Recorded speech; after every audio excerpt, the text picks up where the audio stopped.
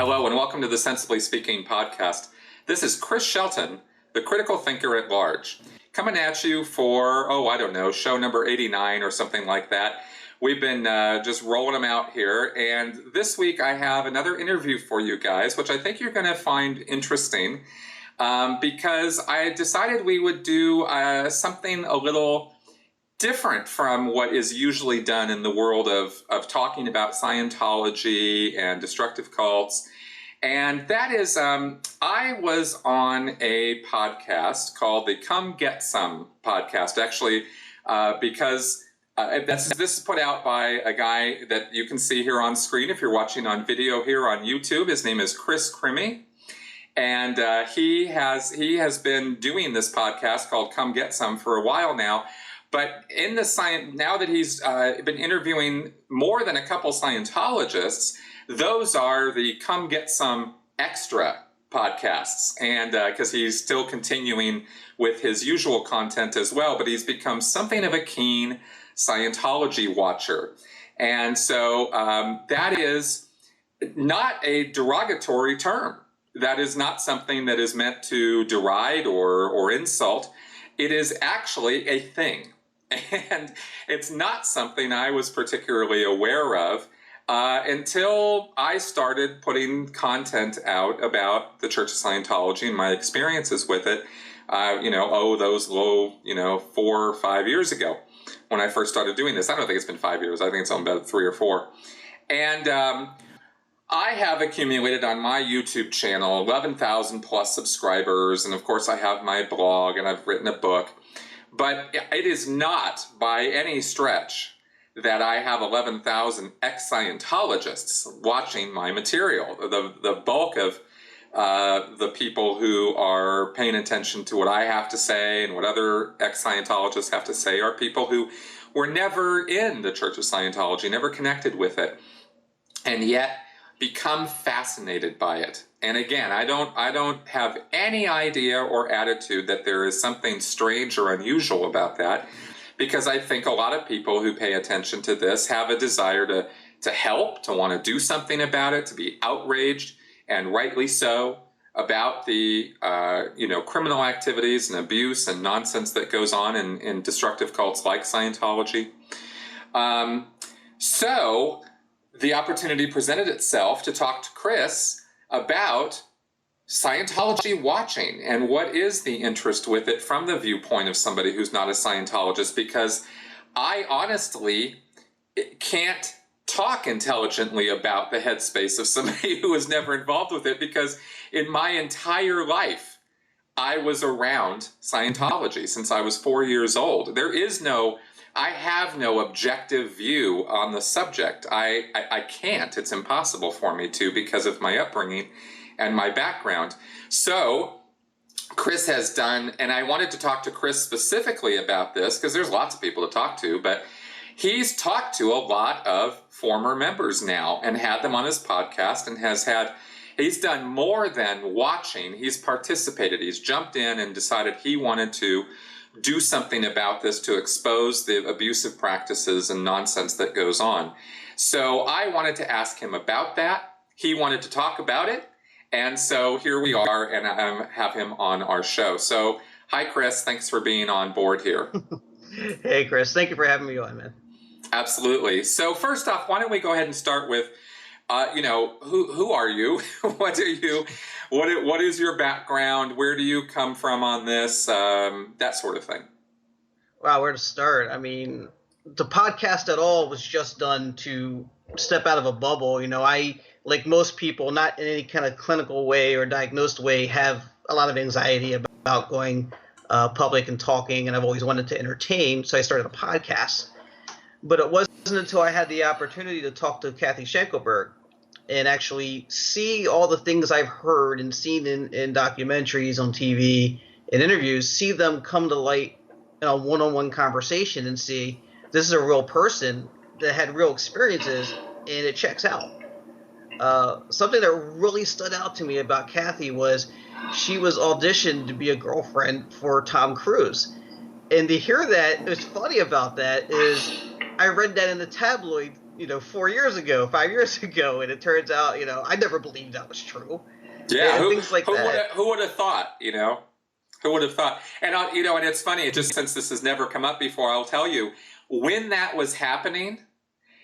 Even internally in the church at the lower levels, in other words, where I was in the West U.S., it was being positioned as a whole different project. Sea Org members were going through files of and pictures of models and Scientologists who were, quite good looking.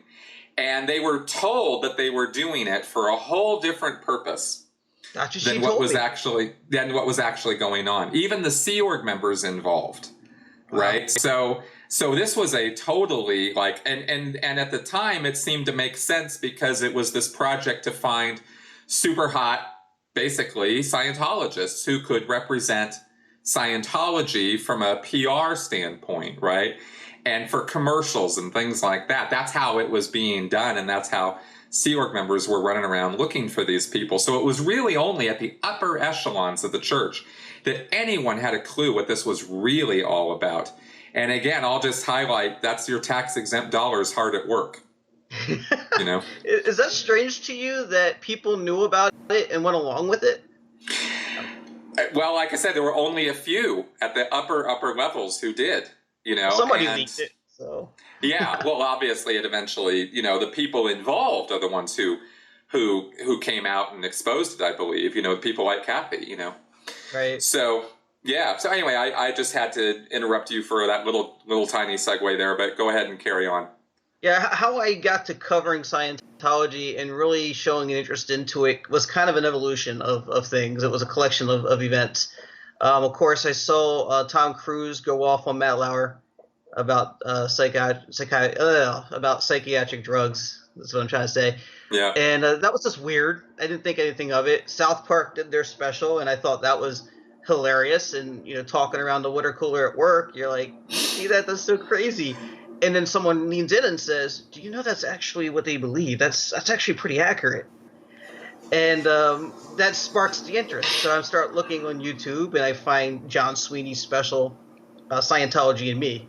Mm-hmm. But from the perspective of somebody who doesn't understand or know about cults or about Scientology, I don't know what I'm watching when I watch Scientology and Me for the first time. I don't know if I'm seeing a dramatic reenactment.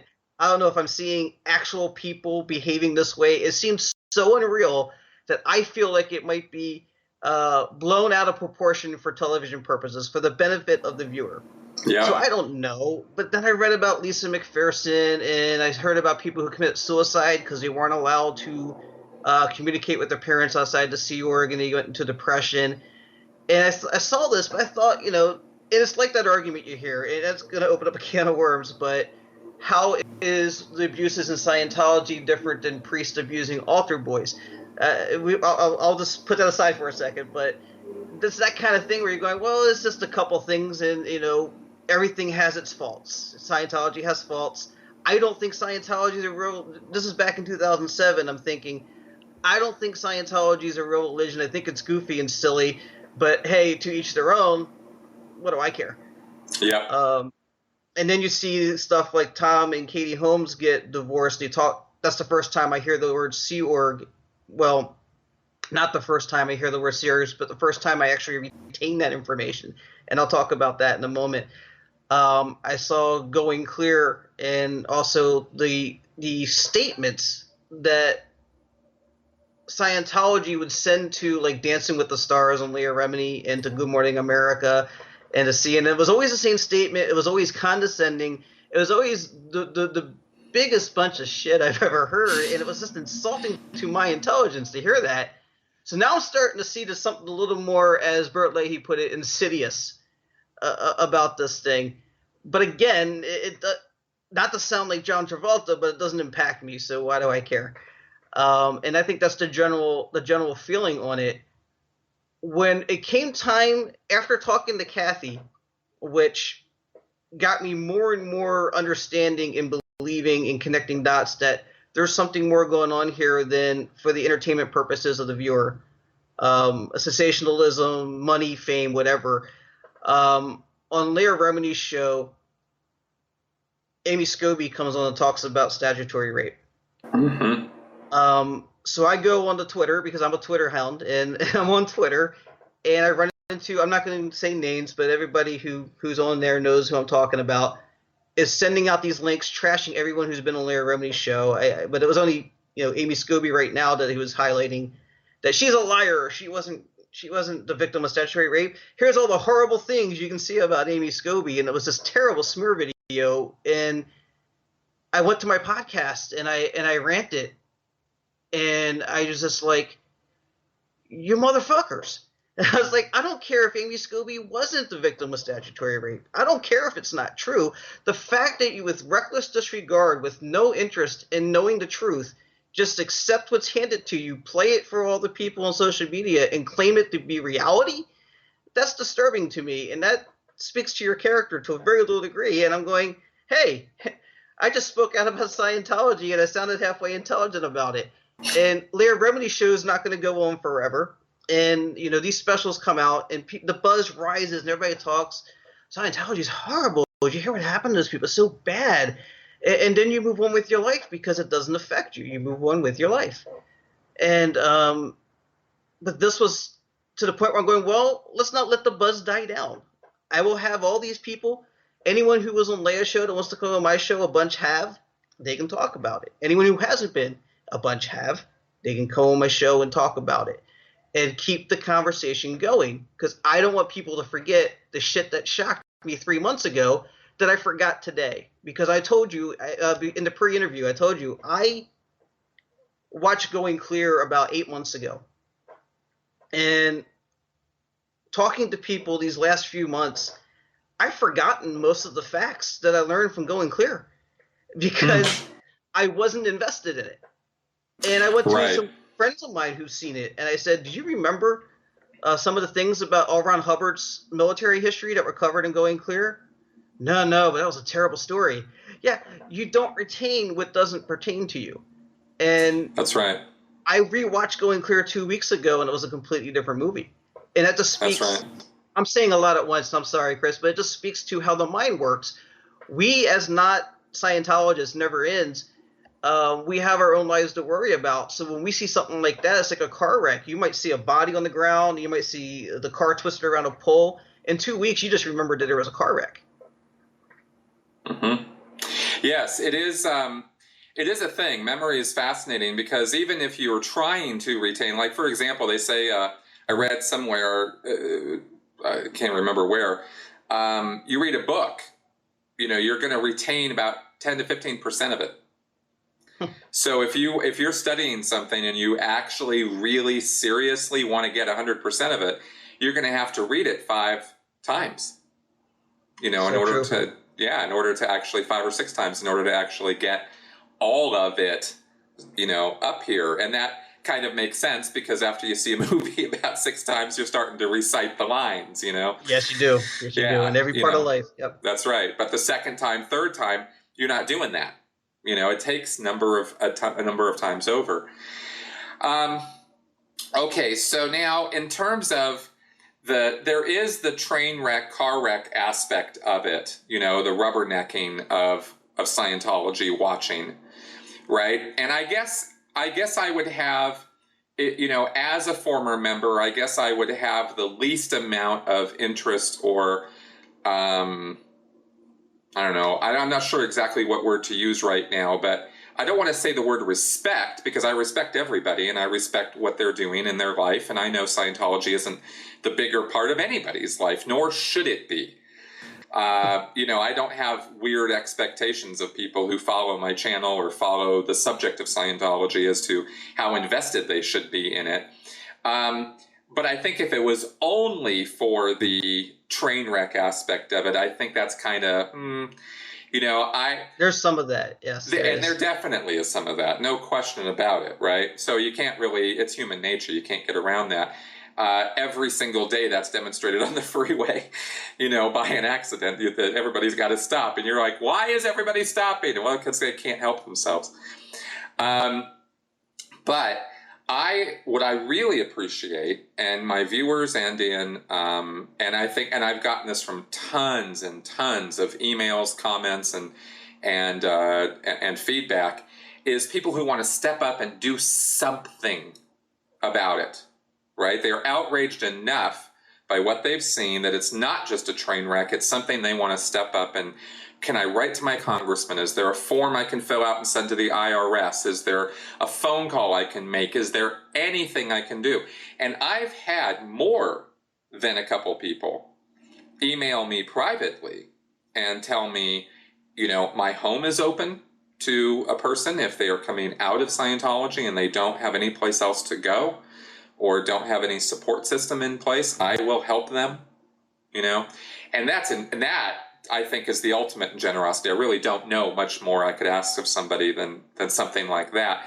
So again, I'm not expecting everybody's going to do this. I'm just sort of talking about the general different reactions that we get to it, Sure. I, of course, am fully invested because as a former member, it's part, talking about this and dealing with this is part of my own catharsis and an attempt to help the healing of others who were involved, whether it was in Scientology or other destructive cults, and also, of course, to expose it to educate so that other people don't get involved too. And I'm thinking that's your motivation. Yeah, it's a couple things. I mean, doing my podcast, I started it for me to step out of the box and get over those anxieties and just to get my voice out there and maybe work towards an entertainment career or something.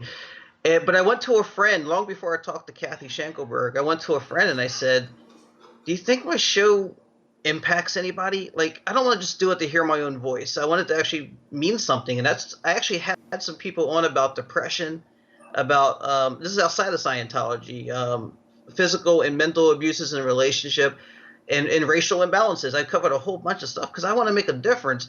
And then this is something where I can actually put a focus into. And really, there's a lot of content, and I can actually step out and help. I always preach on my show that it is important to stand up for equal rights civilly, and people with different sexual preferences, tolerance for different religions, even, and all these things, women's rights. But if we just stand up for our own causes and just stand in that box screaming, equal rights, equal rights, equal rights, that needs to be done. But until you step across the line while protesting for your equal rights and protest for equal rights for the other people, whether they be a woman or LGBT community or whatever, until you do that, you're still standing separately. You're not united. And this is kind of me stepping out of my box saying, well, I'm not a Scientologist, never in. I do know what it's like to have your character assassinated and have nobody stand up for you and say anything. Well, this is me practicing what I preach. Excellent. Well, I definitely validate the hell out of what you're doing. I think it's wonderful. I don't think there can be enough voices raised in protest of this particular subject, not just Scientology, but destructive cults in general or coercive groups, right? And that's why my channel, of course, has expanded into talking about the JWs and the Mormons and the, Gothard group and various other things that are, coming in the future. I'm learning so much. I am. Oh, good. Just your channel. Okay, good. Well, that's the real. That's definitely why it's there. So, what have you learned as, in your experiences with this? Maybe not just about Scientology, but people in general, life, how to make things, better, worse, whatever. What have you found to be the thing that stands out to you as to what you've gotten out of this personally? Never really thought about it until you asked that, because that's a big picture question. Yeah. See, I think it's weird to say this because the word destructive cult fits so much, the destructiveness and the control. But what I've learned is, generally speaking, and this is an encouraging thing to me, is that the will and the decency in human nature does indeed truly exist. I'll say this: there's a lot of people who went in Scientology and even, all these other religions you mentioned that are cult-like, to do good, and ended up either brainwashed or behaving in ways that aren't really becoming of a human being trying to make this change they went in to make. And when they come out, I find out they're really great people. And I'll be honest, something that I've seen particularly in the ex-Scientology community is not everybody who was a Scientologist and isn't now is the greatest human being on earth. Not everybody who is a war hero that got wounded defending their country is a good person either. If they're an asshole inherently, they're an asshole. What I've learned, though, is that unlike in politics and within different religion sects, that a lot of the people, regardless of their differences, coexist in a way that I wish more people would. So the short answer that actually I already answered, I think, is that, and I'm sorry, I'm kind of talking in circles, but I'm trying to get my thought here. But it's just inherently people are good, and that's something that we need to know and we need to realize, because there's a lot of bad times happening right now, and a lot of people who think that people might be inherently bad, and it's a cause for a lot of depression, I think. I agree with you, and I too have definitely felt that my belief that people are basically good, which is something actually that I just sort of always have thought, has been sort of validated or proven over and over again by the emails and the comments and the feedback that I've gotten. So much more positive than negative. And I think if, just as a silly but probably true example, I think if people were basically evil or bad or had of malintent, I think I'd be getting a lot more comments about you guys are stupid idiots. You guys are a bunch of, fucktards. Like who would possibly ever get involved in a destructive cult, right? And I get those. I definitely have gotten that sentiment exists. I've changed some people's minds because I do get that. You talk about how you don't want to put down or say anything negative about what I do. That it's like a weird thing, but people think it's a weird thing that I'm talking up about cults. Why are you doing this? Why do you care if somebody was dumb enough to fall for that? And these same people who said that, after listening to my show or doing a little bit more investigation, see and go, okay, I know why you do what you do. Right. Exactly. People come around, and I've definitely made efforts to change those minds too. Because people just can make assumptions all the time that are kind of unwarranted. But those are by far actually the minority view compared to the support, the offers of help and assistance and just general good comments that you get back. And that's just one example of how people, I think, are basically good. We see it in so many places, in charities and the disaster relief, responses to those kind of things. So to me, it's a foregone, it's a conclusion, a totally settled question in my mind. That people are basically good and of good intent, even if they sometimes do silly, stupid things. Now, what about negative feedback or church feedback? What's come across your plate with what you've done so far? It has been mostly overwhelmingly positive, and I can tell you, at this point, if I backed out of doing what I do on Fridays with this show, I would feel like a total jerk for doing it with the investment that I put into it, and the people who have had such good things to say. It's been received so well.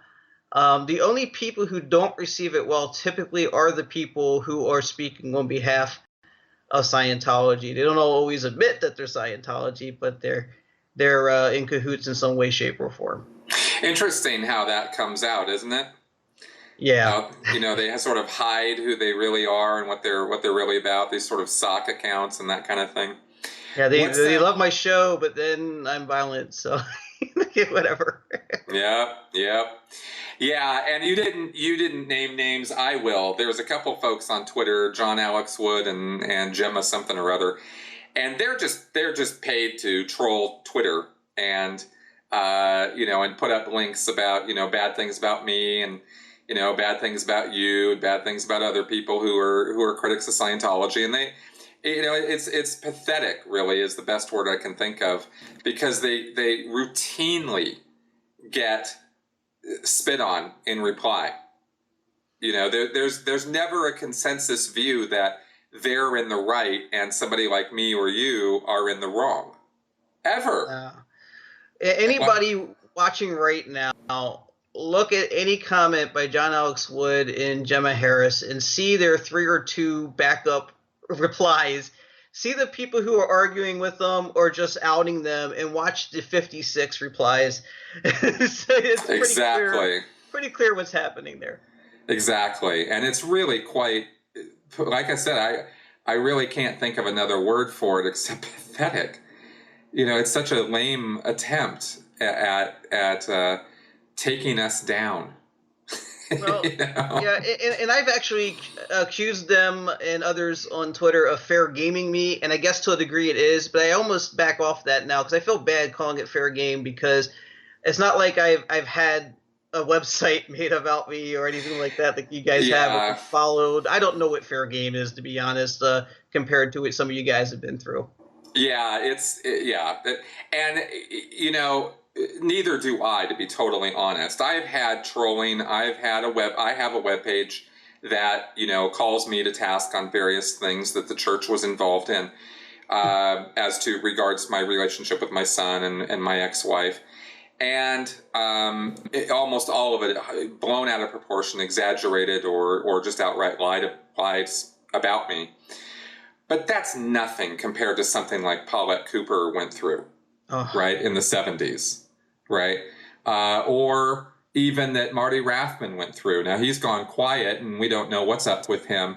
But what we do know, what we do know is that he went through hell.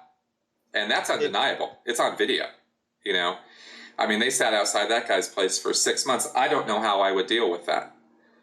It would be difficult to say the least, Yeah, that's true.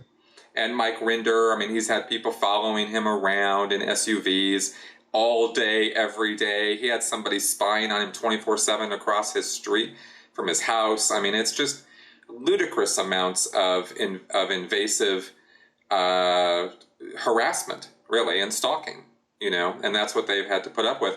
Paulette Cooper, driven almost to suicide in the 70s by real gross fair game activity. This is what the church is known for, and they haven't gone softer and quieter. Or I should say, not quieter. They are quieter about it, but it's not like they haven't gone softer. Right. The policies didn't change. They didn't like back off. Right. But they do have to be more careful about their targets, and they do have to be more careful about how they go after those targets, because of the exposure that is now possible through the internet. That was the game changer on fair gaming, because the tactic was always that of a bully, and bullying is not a popular thing anymore. It is the exact opposite of popular. So if you engage in that kind of bullying sort of thing, I just, whip out my phone and it's on the internet in seconds. And believe me, if I put up a video on my channel that showed them, fair gaming me the way they were doing Rathman or Paulette Cooper, it would go viral. Yep. Especially with Facebook Live and Periscope, you can do it as it happens. Exactly. So that is what has caused them to back off, not because they've had a change in attitude or a change of heart about how they should deal with critics. They have not changed at all, but they have to be more careful, So it's a lot safer, I think, now to expose Scientology on the internet and through, the ways and means that we have available to us. So now, about how many folks have you interviewed on your Come Get Some Extra channel at this point? Well, I started the CGS underscore extra Twitter account recently, and I put a banner up that has everybody so far on it. Um, so I'm just trying to remember. It's been over 10, I think, Okay, so quite a few people. which also includes an independent Scientologist, which was interestingly enough, and I think you know about this. I did not realize what Reza Aslan was doing on CNN. Like, I read the articles and stuff. I didn't know it was coming out that weekend, and I put out part one with David LaCroix, independent Scientologist, and I Oh, did the that's interview. funny. I That's covered it funny. properly. You know. Well, and I got nothing on it. I mean, it's like people are people, and they can do whatever the hell they want to. What they can do whatever they want with the stuff. My protest of independent Scientology is that if you're going to use the techniques of Scientology, I think you're involved in something you might not be fully aware of the damage that you're doing. And that's my problem with it. Go ahead. I'm sorry. No, I was just going to say, but every independent, you can't paint all the independent Scientologists with one brush because they're so different. And what they've cherry picked out of Scientology and think is the real stuff is so different from one to the next that you really have to treat them on a come as they are one-on-one basis. Yeah, without making direct accusations, I feel like there's you can correct me if you think I'm dead wrong on this, but I think there's two groups of people. There's the ones that still want to believe in Santa Claus, sort of, not to mock them, but then there's the ones who are trying to make a living off of it because it's all they've ever known is auditing, and they can make a quick buck. That's right, and they're we're talking about a very small number of people. Like less than 100 worldwide. Well, you spoke to Steve, is it Khan or Khan? The Australian reporter. Oh, Steve Kanan. Steve Kanan. You spoke to Steve Kanan, and he and you agreed that you're okay with independent Scientology as long as it's not hurting anyone. Believe what you want. You have that right to do that. Yeah, of course. You don't want it to be destroyed. I actually disagree with you, and I would think Scientology needs to go away completely. And the reason I say that is it's got that baggage to it. Right. It's very scripture. It's very design. If I'm speaking off base on this at any time, let me know. But it's very design and culture is control and destructiveness. And it's not like anyone's thinking, Hitler has some good ideas. Let's restart the Nazi Party, but minus the genocide. Or nobody wants to reform the Westboro Baptist Church. You go to a different Baptist church. Things like that. Right. That's how I feel about it. I don't think you're off base at all, and in fact, I would agree with you way before I would disagree with you on that statement. But I also have to recognize that the people have freedom of thought and freedom of belief, and I don't want to ever give the idea or open the door to the idea that I would support, say, a legal ban on Scientology or an effort from the government to go burn all the books or something like that. Because it becomes a little bit of a slippery slope when you start talking about getting rid of something entirely. Because ideas are bulletproof, and you can't kill an idea. You can only educate someone away from an idea through common sense and rationality, is what I believe. I believe that wholeheartedly.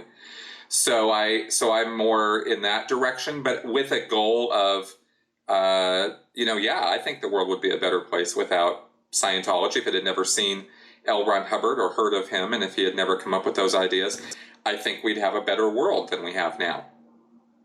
I think, and maybe again, I'm not real smart about law in government, but I shouldn't make that statement. I can never say anything about politics and be right. You said on the Sensibly Speaking podcast that you're not smart about that. Yeah. Oh, believe me, I politics, man. But it feels to me, and maybe I'm wrong because I posted stuff about this places and I've got zero response on it. But I feel like government and law sees religion different than the average person does. The average person sees it as a spiritual venture, and legally they see it as following the proper paperwork. And that's, I think, why Mhm. police and politicians just shrug their shoulders at any complaint. Absolutely. And there are many, many reasons for that. And it is not just a matter of, it's not a black and white issue of this is good and this is bad. And I've talked about this on this podcast. I talked about it with Steve. I've talked about it. I'm going to talk about it again in the very near future. I'm doing a podcast with a lawyer to actually get into the law of it. But the government's, and I also addressed this, I think probably most heavily on my Deconstructing Scientology series when I talked, there was a chapter in the book Scientology about Australia and Australia's struggles with banning Scientology and then having to lift that ban. And I had to side with the judges on it. Because from a legal perspective, if you start trying to dictate belief or thought or what people can think, you are on a very slippery slope to authoritarianism and a 1984 kind of world. You just are. It's just the nature of it. So how do you regulate, right? How do you regulate somebody's right to believe something they want to believe, no matter how stupid, no matter how insane that belief is? It's a philosophical position. It's not there's no right and wrong to it. In other words, when I say things like that, what I mean is that there are lots of different opinions and ideas and views about it, and none of them are any more right or wrong than any others. It's just different views of what people think is right or wrong. But in the end, we tend on a majority basis to come down on the side of allowing people to believe what they want. And if you're going to let them do that, then you are automatically opening the door to them thinking stupid crap that the majority of people aren't going to agree with, and which is evidentiary, using evidence you can disprove what they believe, and yet they still have the right to believe it. So, and then action comes from belief. So they're going to act on those beliefs in one fashion or another. And so how far do you go in regulating it? Well, that's just it. I think regulation of some kind needs to be existent. I don't know how you do it, but we need to be able to determine what constitutes brainwashing. An abused child that says, I'm happy where I am, is still an abused child. They just don't understand why they're being abused or why it's abuse. And that is the exact point that I agree with you on, that has not been regulated enough in the United States. I did a video recently where I said that there had not been any court cases that had used the undue influence effectively against a destructive cult. And I was wrong. And I actually put a note in the description on the video because I couldn't go back and change the video. But there was a case where undue influence was used. I think it was I believe it was the Moonies. There was a case in California, and a guy named Ford Green was the lawyer on that. I've reached out to him, but I haven't been able to get him to comment on that case. But I want to talk to him about that because that is a point of regulation that's on the books and can be used to fight against coercive persuasion and undue influence and what we call mind control or brainwashing. And I would like to see a lot more of that. So there is at least one precedent, on the books, and it came out on appeal. The original trial was lost, and then they appealed, and then it came up on appeal, and it's not well documented. It's not well known about, which is why I missed it when I was doing the research on my video in the first place. So I think that European countries are getting this more right than we are in the U.S. We are way too lax on regulation of behavior stemming from religious belief. And I think we could do a better job. I talk about willful indifference a lot. And that's something that I kind of borrowed from a lot of the rhetoric over the politicians in the election just recently. Is willful ignorance leads to a lot of bad things that happen, and for people to just allow it. And do you think that willful ignorance just must reach all the way up to the high courts? they haven't yet been convinced that this is such a bad thing. Right. And there's a lot of vested interests, though, also that we have to be aware of. When you're talking about changing or regulating religious belief in any way, or making it prosecutable, you're messing with the Catholic Church, you're messing with the Christian churches around the United States. And I think when it comes to pound for pound influence on the United States government, I think you're going to find very, very few groups that have more influence on politicians than religious groups. Right? One, because the many politicians are believers themselves. Two, because of the influence that the churches have over the voting base. Right? Whether they're supposed to have that or not, let's just be blunt and say that they do. They do. Right?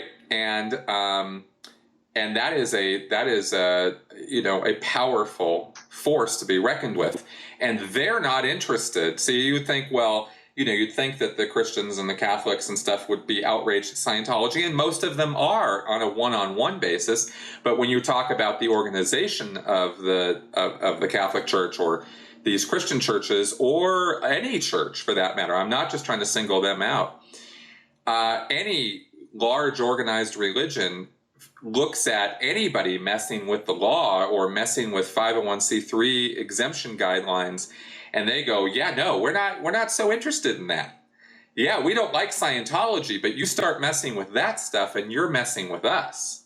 Yeah, it's that slippery slope you're talking about. Yeah. Yeah, and that's a thing. That is definitely a thing. So that's one reason why the tax exempt guidelines, for example, are so loosey-goosey. They're so bad that John Oliver can form his own 501c3 religious group on his show. You've seen that, and if you look at it, I've actually brought up the website and looked at it. It almost encourages you to invent a religion. Yeah, and many people This can't already exist. This can't already exist. You have to have a story. You have to have a punishment system, which Scientology sure got that down. And you gotta have a main character, almost, they say, somebody that you worship. That's right. It's insanity. It is. It is that silly. But that's that's religious nonsense in the U.S. Now, let's get back to you for a second, because I wanted to sort of pursue this question I'd asked you about how many folks you'd had on your podcast. Oh, yeah. I was curious, what impacted you the most, or what comes to mind when I ask that? Because I'm sure many things have, but what comes to mind to you is like the thing that you were like, whoa, about, let's say, the most out of all the things you've heard? When family members, it's the thing you hear about most on television and in specials. I mean, there's always the abuse, there's the mental and sexual abuse, and that stuff, but and the physical abuse, which is terrible. But the thing that impacts me most is how this disconnection works. I mean, I've never been in a cult or in a religion that told me I had to disconnect from a family member, but I have family members that I just rather not talk to. I think we all have that. Of course. There's that family member. But the fact that these people who aren't talking anymore has nothing to do with anything other than I chose not this religion has impacted me the most. And it's going to come up. You know everything about this woman. It's coming up in part 2 of Lois Riesdorf this Friday. She's going to give a message to her family and to Craig. And the thing that really rocks me is when I read that letter that she posted on Mike Render's blog. Craig wrote her and Gary, is it Gary Riesdorf? Yeah. Mm-hmm. A letter about what great parents they are and how much he loved them. And it wasn't that long ago, I don't think. And it was not that long before this connection, and it was one of the nicest things I ever seen. And I've never thought to do that for my parents. I mean, that's how deep and meaningful that is. And now he's trashing them on videos for Scientology, and right. Rather he's being made to do them or whatever, or rather he's been convinced and truly believes that he was suppressed by his parents for his, what he's doing. That's what's impacting me most, is that people are otherwise fine and honky-dory, but it's just this one little factor. It doesn't matter to their parents. It doesn't matter to their family members or their husband and wife. That, I mean, it does matter. Like, I don't want you to be in Scientology, but I want you to be my wife, or I don't want you in Scientology, but I want you to be my child or parent. But on the other side, it's, look, either drop them or you're not a Scientologist. That That's is right. not that is not loving. That is not nurturing. That is not going clear. That is not enlightening anything. And that happens is probably the most disturbing thing of anything to me. Okay, yeah, and there are certainly a number of stories about that out there, because they do it all the time. Yeah. The Church of Scientology enforces that doctrine without hesitation and without remorse. Now, and it's funny because Scientology is really big about the religious freedom, about bigotry, about hate against different religions, pulling that whole thing with Stan Lee and all that. Funny thing about all that is religious bigotry and hatred if the only reason you're not allowed to be with your family is because they chose something else or not. Right. That's right. Very hypocritical. That's right. And if you dare, I mean, you who are you to dare to criticize Scientology in any way? Oh my God, how could you? I just want to put it out there. I know there's some people in the X community that don't like that I do this because it gives them stats, but I've been to the Stan Lee website and I've read all their blogs about religious hatred and bigotry. Of course, and so have I. and I think they're all written by like the same group of 3 people. Mm-hmm. And they're not the faces you see representing who wrote the blog, I don't think. Because they all sound almost like the same article with one small detail different, and they all end with, I'd really like to see our side represented in the media, just like Kirstie Alley said. Yeah. And I've tracked each and every one of these people down on social media to bot accounts. One guy that seemed like the most active guy on Twitter, seemed like the most established, credible person that wrote an article on there. I asked him to come on the show and go ahead and speak freely about your religion without anyone telling you can't. You're invited. And I got an email back, well, not an email, but a tweet back later thanking me for being a top interactive that week. And this past week just passed. It's been 2 weeks. I haven't talked to this guy. I haven't sent another tweet to him. I got another tweet saying thank you for being the top interactor. It's been a week. He's tweeted a bunch since then. It's a bot account. Wow. I don't think they're real people, or they're real people who don't know their photos are being used. Right. Or they've just given over their right to use is probably more likely the scenario because they're Scientologists. So this is all, OSA run, OSA operated and administered. And these people are, I noticed at least a couple of them are OSA staff. Really? Yeah. Kathy Norman was a name I saw as a writer on that blog. And on that website, and I thought, oh, she was the DSA, the Director of Special Affairs, at I think the Austin Church or org, whatever you call it. And then there was another person, another name I recognized as another DSA. So I was like, oh, they're just using their own staff to write these things, and of course they're not exactly being open and upfront about who these people are, their background with the church and all that, but it's pretty obvious. I mean, it's not like they're fooling anybody with that site. It's a site that is open, that just opens them up for more ridicule because the hypocritical nature of the Church of Scientology, taking a stand against bigotry. I mean, come on. Who do they honestly think they're fooling with that?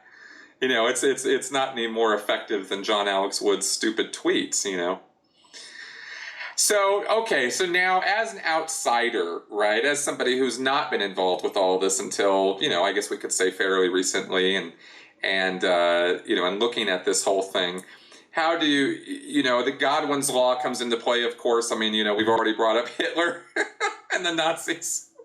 Sorry about that. No, it's all good. But without going into that again, what is your take on this group? How do you see this thing playing out? Well, the end? Well, yeah, or where it's going, or whether it's going to end or not. I mean, where do you think that this is all heading?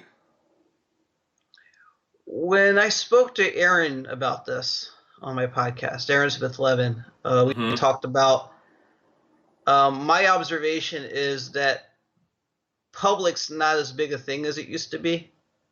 Hmm. Because public have more freedom to see these things, even though sometimes they block themselves on their own. If I'm You're not talking mistaken. you're talking about Scientologists? Yeah, are you talking about religion in general, or? No, no, I'm asking you about the Church Scientology. Okay, yeah, I'm talking about Scientologists. Yeah. Yeah, I was just clarifying when you said publics, Oh yeah, who yeah, yeah. who Isn't you that were what you guys? talking about. Isn't that what you guys talk about? What you call the people who aren't like in Sea Org or on staff or any of these groups? They're public. Am I saying Do that you, right? yeah, you generally refer to them as Scientology public. Scientology public. Public was Yeah. okay. Yeah, It's so so you have, funny. in other words, the people who are paying their money and doing their classes, and not the staff members and not the Sea Org members. Gotcha. Okay. Yeah. Okay. That's Good. who I'm referring to. Great. It's Just so wanted to funny. clarify it. Yeah. It's so funny because Aaron talks about how if you're going to be a journalist, not talking to me directly, but if you're going to be a journalist, know what you're saying, know the lingo, and say it Yes. right. And I failed. You have not failed, Chris. I don't know. I got all doing- this pressure now put on me by Aaron Smith Levin that I must speak correctly the lingo of Scientology to intelligently speak about it and reach anybody's ears. No, No, for you're those doing people, fine. I think they're less and less involved, if I'm not mistaken. I feel like the biggest, what's the word I'm looking for? The biggest amount of people who are still active in Scientology, who will continue to be active, are generational. I think kids that are born into Scientology grow up to be adults who leave Scientology and disconnect from their kids. And I can see that pattern repeating itself for some time, but less and less as time goes on is how I feel it would go down. Until finally it's just not workable anymore. Okay. Okay. Cool. Yeah. That's what I wanted to know, is where you thought this thing was going, and how do you think, within your knowledge and within your background and experience? Oh, and by the way, we didn't really say, what is your religious background? I was confirmed Catholic. What a Catholic. I've attended a bunch of different churches, though. Just church for me right now is more just congregation more than worship as much. Mm-hmm. I believe there's something more. I don't know what it is. Without making this get really weird, I have seen a ghost in my life, so I know there's something Fine. different going on.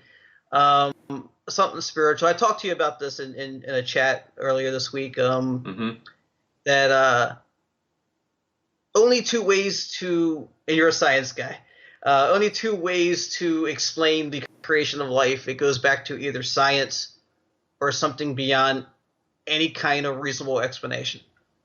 Right. Which I consider to be energy, spiritual, whatever. And at some point, I feel like, and I don't think, and this is me talking with no scientific background whatsoever, I don't think it's because we're not there yet, technology-wise, to know. I think science just, at some point, will fail to explain the smallest molecule where it came from. How did anything come to be? At some point, it defies reasonable logic, and whatever that is, I think that's spirituality or God, whatever God might be. That's how I feel about it. I think the Bible is hard to follow logically Yes. and literally, because if it was true, I say this is gonna. I'm not gonna like hurt a lot of people's feelings. I'm not gonna say, but I told you in the chat. But there's some things that happen in the Bible that just don't make sense in the end game, and we would all be a product of sin, more so than eating an apple, if the Bible was true. Right. Okay, fair enough. So I guess we could summarize your ideas right now as spiritual, but not necessarily like hooked up with any specific organized religion. Yeah, I mean, if anyone asked me, I'd probably identify as Catholic, but, practicing, that's another thing. Okay, fair enough. Well, I just wanted to let the viewers know that from this next question, which is, how do you see Scientology as a religious philosophy or belief, as separate from the organization and its abuses, from an organizational structural standpoint? What's your take as an outsider? Well, we talked about this when you were on my show. We don't know, and that doesn't make it more true or right or accurate, but we don't know if Jesus Christ was the first sleight of hand magician. We don't know. Or if he was some magic being from the heavens. We have no idea. It seems a little bit out there, but we have no idea. We know who L. Ron Hubbard was. There's no question. And there's nothing religious about making up a story and borrowing from every other psychiatrist, psychologist, and religious overseas religions that you ever see and practices. The whole idea of reincarnation is not lost on me. I believe reincarnation could happen, but the way it's explored in Scientology is almost laughable. The idea that I can sit at a table with two metal cans in my hand and a floating needle on how many volts can identify a point in time that I was Genghis Khan is laughable to me. And I know that I've heard stories about it, right? The people who claimed they were Genghis Khan or Napoleon, and there were multiple people who said they were Napoleon. And there can only be, even if you believe every single thing about Scientology, and if you believe reincarnation happens, I don't see a world where it's possible for Napoleon to be reincarnated 3 times at the same time. Right. So Scientology as a religion is laughable to me. But I've always said, and this is where I kind of go back and forth on that slippery slope like you talked about earlier, is I don't care what people believe as long as it's not hurting anybody. I just think Scientology in any way, shape, or form, even with the best intentions of reformation, is harmful, and it's only a matter of time if they did pull the coup and independent Scientology brought it back again as a religion. It's only a matter of time before somebody else interprets L. Ron Hubbard's word the same way David Miscavige does, and then you have the same abusive conduct, except it's been years and people thought it was the all clear now, and now people are being abused again. That's how I see it happening if you give credence to the religion of Scientology. And I'm sorry if that sounds apostate-like, or if it sounds dismissive of religious belief and bigotry, but that's how I feel. Hey, it's all good, and obviously I'm going to agree with you. So, so you're not going to get any argument from me. Okay, fair enough.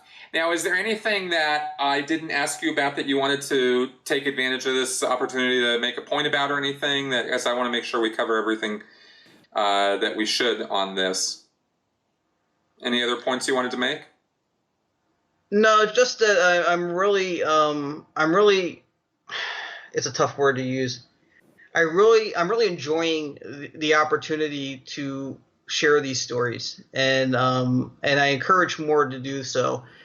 And I'm starting to step out into other kinds of stories than just this connection, which is very difficult. To say I enjoy it is kind of a double-edged sword, because it's also painful for these people, and hard to get through and know if I'm going too far sometimes.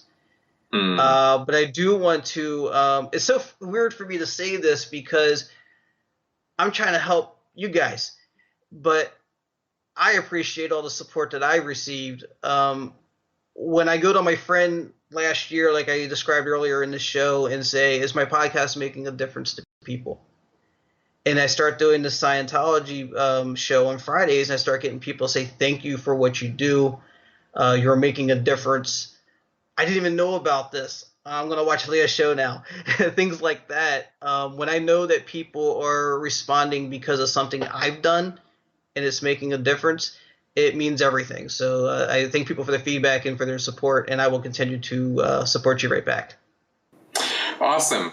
Well, Chris, I definitely want to thank you for taking the time to come on here and give your views and ideas as somebody who was a never-in, a watcher, that whatever terms we've come up with in the ex-Scientology world. And it is and like I said before, it is a fascinating story and fascinating world for sure. So I don't blame anybody for being fascinated by it.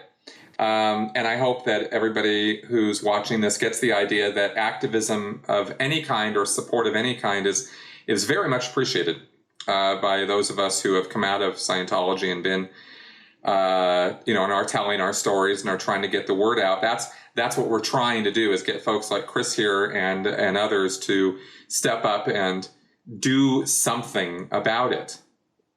And so I want to thank you very much for what you do as a podcaster. However many people you reach, it matters. It does make a difference. And you need to know that, from somebody who now knows myself that it makes a difference, because I have touched a number of people's lives, and I'm sure that you have, and you will continue to do so. Cool. Yeah, absolutely. All right. So thanks again for being on. And I'm going to wrap up the show now by saying thank you, everybody, for coming around. Any questions, comments, feedback that you have, go ahead and leave it in the comment section on my YouTube channel or on sensiblyspeaking.com website, which is where you can find the RSS feed and copies of the video and of the audio for this podcast, as well as the show notes.